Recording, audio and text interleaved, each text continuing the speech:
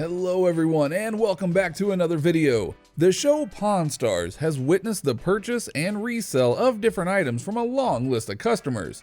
Yes, they usually manage to make a profit from most of their deals, but some deals are ordinarily more profitable than others. Now this may be due to the type of item which is being dealt with or simply its origin. However, Rick Harrison, one of the best dealers on the show, has managed to earn some unexpected profits from a few deals. In this video, we'll be taking a look at some of his most profitable deals or jackpots. But before we go on, make sure that you like the video and subscribe to the channel.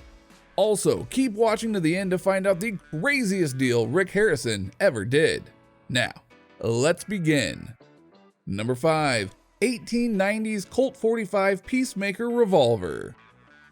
Guns are everywhere, but vintage guns are a true treasure. Rick purchases a gun from a customer which claims to be the most expensive antique gun in his possession. Rick was happy to buy an 1890s Colt 45. His purchase was even made easier by Brian, the seller, who had revealed that he bought the gun for $25. Convincing him to sell at $3,000 was a tactic that paid off so much for him.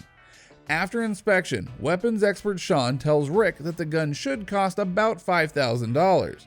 So Rick pulls out this great first generation Colt single action revolver. This is what won the West. However, the price of this kind of revolver depends on how rare the brand is. For instance, the first Colt 45 Peacemaker to be made was auctioned at a price of $242,000. Well, the gun which was brought onto the show was from a much later time and was most likely part of a larger production line. However, it's possible to get the gun for a price range of between $2,000 to $42,000. How convenient of Rick to choose to pay Brian with a price that was so much closer to the lower end. Number 4. Hotchkiss Cannon.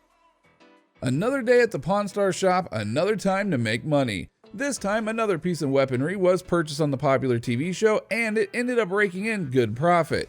Chuck, a field artillery collector, came into the pawn shop with an 1890 Hotchkiss cannon. He definitely got there hoping to get the best deal of his life. Things were even looking better for Chuck when Rick consulted with his weapons expert on the price of the cannon, to which he replied, "I would say $40,000 all day long." Chuck was definitely pleased by this amazing price, but he makes a mistake which robbed him of the best deal. He revealed his bottom line number before the negotiation begins. Chuck said, "I expected about $30,000, and it ended up costing him the extra $10,000. Rick hears the statement and seizes on Chuck's confession. He agreed to pay $30,000 for the cannon if it fires. Well, we haven't seen if it fires yet, and I'd like to go take it out and fire it. All right. Okay. Let's go see if it shoots. Okay. It shoots, I'll give you the 30 grand. Deal. Chuck agreed to the deal, the gun fired, and they shook hands on the deal. At the end of the day, Rick finds a way to make everything go smoothly and profits off of it. Number 3. Dutch East India Company 1602 Antique Ship Bell. These are not the type of materials that you come across every day. Not only is the bell from a shipwreck, but realizing that it actually comes from the 17th century adds a lot of value to it. When the owner of an antique shipping bell came into the shop and claimed it's from the Dutch East India Company back in 1602. Even though the item seemed quite valuable, it's the job of the guys at the store to doubt its validity.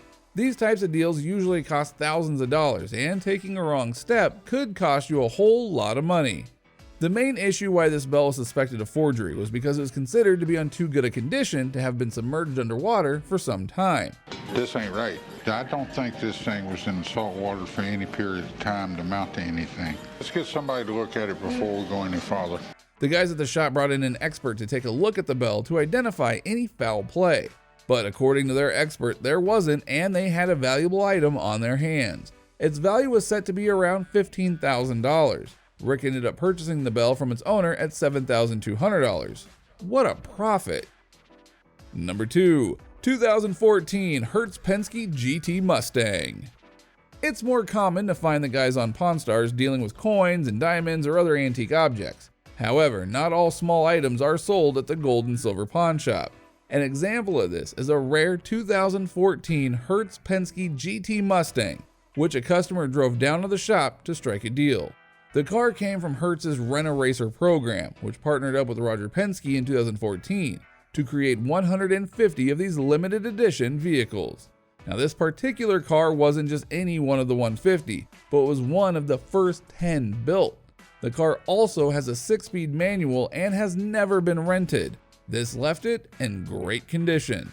The seller of the car wanted $85,000. Harrison brought in an expert, Joey Logano, who helped him test drive it around the track. After driving it, Logano valued the car at $75,000. But I think the fact that this is one of the first 10 cars that were built and wasn't rented, it has that 6-speed manual, I think that's got to add some kind of value. Rick paid attention to all of the details discussed and stuck to an offer of $60,000. The customer finally accepted and sold his valued possession. Number 1. 1932 Ford Roadster Model B. Vintage car models are a possession enough to make anyone turn in their seats. When Rick was invited to come check out a 1932 Ford Roadster Model B, he knew it was a lifetime opportunity. To their surprise, when they got to the car, it was in surprisingly good condition. Rick had taken his son along for the trip, and they both loved the car. Designed by Henry Ford's son Edsel, this gorgeous hunk of a car had 500 horsepower and a unique combo of folding convertible top and roll-up windows, making it a vehicle for all weather conditions. The only real problem? The owner was asking the steep price of $105,000 for it. After checking it out, they realized that there's not too much room in the car to really drive around. This would end up being a problem if they were going to be purchasing the car for themselves. Rick's car expert Danny also came around and valued the Ford Hot Rod to cost around $75,000.